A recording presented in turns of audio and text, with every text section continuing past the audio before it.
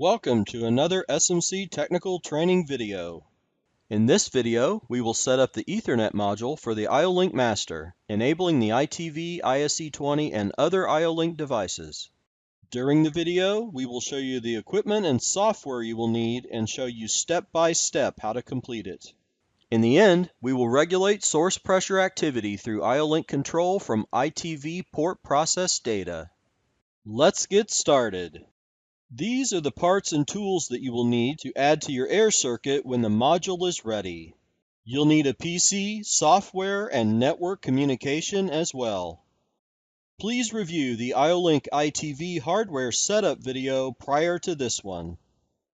Also, check out the ITV network and IP address video before proceeding. First, complete the tubing for the pneumatic circuit between the ITV and ISE20. Turn on your air source and power. Check that the ISE20 is pressurized. Now, let's set up the IO-Link master for the PLC. Download the EDS file from the IO-Link master manufacturer. Also, download all necessary files for PLC access support, referring to manufacturer specifications. Now, with the IO-Link network running, start a session of Studio 5000. Then, select and add the IO-Link master EDS file, and click Finish. Right-click on the EtherNet scanner in the controller organizer and select New Module. Isolate and select the commercial IO-Link master brand. Then, in the Select Module Type table, highlight the IO-Link master model and click Create. In the New Module table, first, enter the IP address previously set for the unit. Then enter the desired unit name.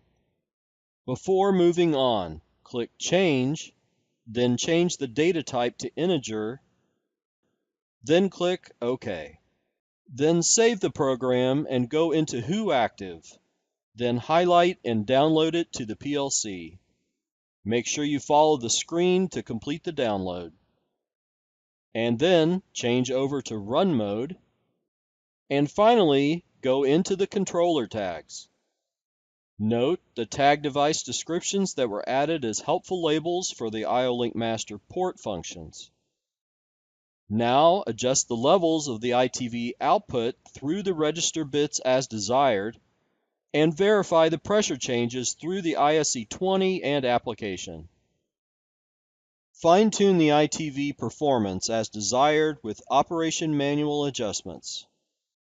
And now we can see that this pressure-regulated application is running through the ITV and IO-Link control.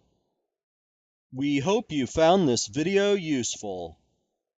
Look for our other technical training videos to assist in controlling your automation processes.